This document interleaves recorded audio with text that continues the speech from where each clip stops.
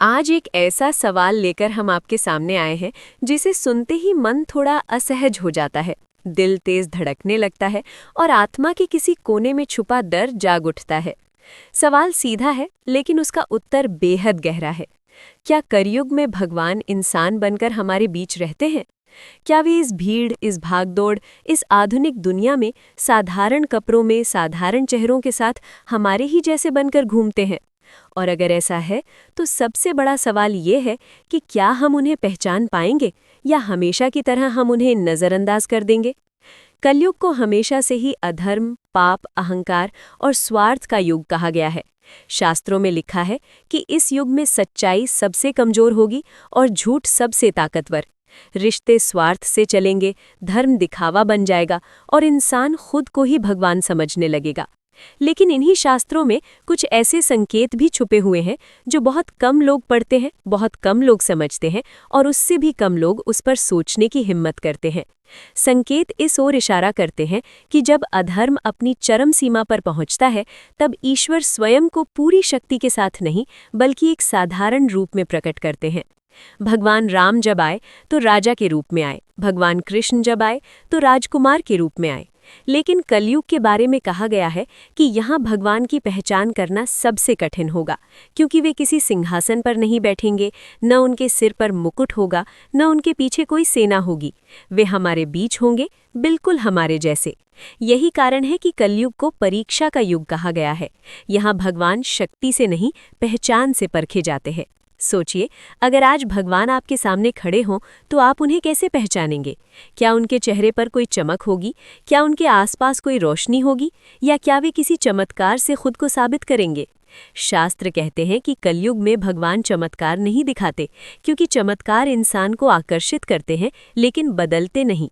इस युग में भगवान इंसान को उसके कर्म, उसकी करुणा और उसके विवेक के जरिए बदलते हैं। पुराणों में ये भी कहा गया है कि कलयुग में भगवान सबसे ज्यादा अपमानित होते हैं। लोग उन्हें पहचानते नहीं, उनका मजाक उड़ाते हैं, उन्हें पागल कहते हैं, झूठा कहते हैं और कभी-कभी तो पत्थर भी मार देते हैं। ये सुनकर आपको अजीब लग सकता है, लेकिन इतिहास गवाह है कि जब जब भगवान धरती पर आए, सबसे पहले उन्हीं लोगों ने उनका विरोध किया जो खुद को सबसे बड़ा ज्ञानी समझते थे। आज की दुनिया में अगर कोई इंसान सत्य की बात करे, अहंकार तोड़ने की बात करे, लालच छोड़ने की बात करे, तो समाज उसे सफल नहीं बल्कि असफल मानता है। अगर कोई कहे कि धन सब कुछ नहीं है, तो लोग उसे मूर्ख कहते हैं। अगर कोई करुणा की बात करे तो लोग कहते हैं कि ये दुनिया करुणा से नहीं चलती। और अगर कोई इंसान बिना स्वार्थ के सेवा करे तो लोग उसमें भी कोई छुपा एजेंडा ढूंढने लगते हैं। यही तो कलयुग की सबसे बड़ी पहचान है। अब जरा अपने आसपास देखिए, क्या आपने कभी ऐसे लोगों को देखा है जो खुद बहुत कम रखते हैं लेकिन दूसरों को बहुत कुछ दे देते हैं? क्या आपने कभी ऐसे लोगों को देखा है जो अपमान सहकर भी बदले की भावना नहीं रखते? क्या आपने कभी ऐसे लोगों को देखा है जो भीड़ में रहकर भी भीड़ जैसे नहीं होते? शास्त्र कहते हैं कि भगवान खुद ये नहीं कहते कि मैं भगवान हूँ, बल्कि उनका जीवन ये कहता है। कलयुग में भगवान का सबसे बड़ा हथियार चमत्कार नहीं, बल्कि मौन है। वे ज्यादा बोलते नहीं, लेकिन जब बोलते हैं तो दिल को छू जाते हैं। वे उपदेश नहीं देते, बल्कि उदाहरण बनते हैं। वे मंदिरों में कम और टूटे हुए दिलों में ज्यादा मिलते हैं। वे भीड़ से दूर अकेलेपन में खड़े इंसानों के पास ज्यादा होते हैं।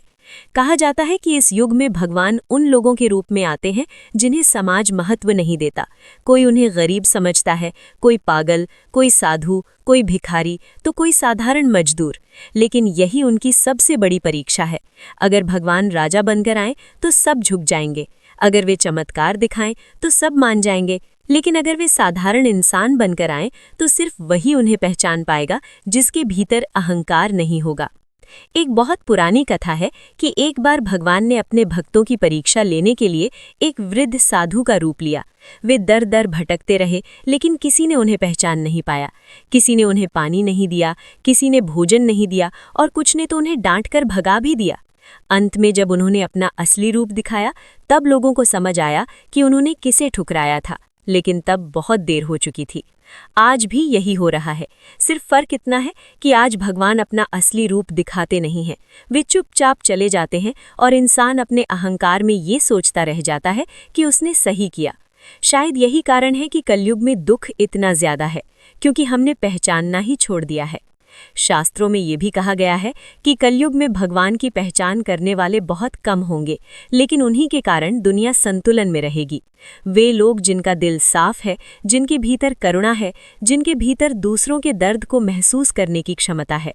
भगवान उन्हें खोजते नहीं, बल्कि वे खुद भगवान को पहचान लेते हैं। आज सोशल मीडिया पर, टीवी पर हर जगह शोर है। हर कोई कुछ साबित करना चाहता है, हर कोई सही दिखना चाहता है, लेकिन भगवान शोर में नहीं मिलते, वे मौन में मिलते हैं। वे वहाँ मिलते हैं जहाँ इंसान खुद से सवाल करता है। वे वहाँ मिलते हैं जहाँ इंसान अपने भीतर झांकने की हिम्मत करता है। हो सकता है आपने भी अपने जीवन में किसी ऐसे इंसान को देखा हो जिसे आप बाद में याद करके सोचते हो कि वो कोई साधारण इंसान नहीं था।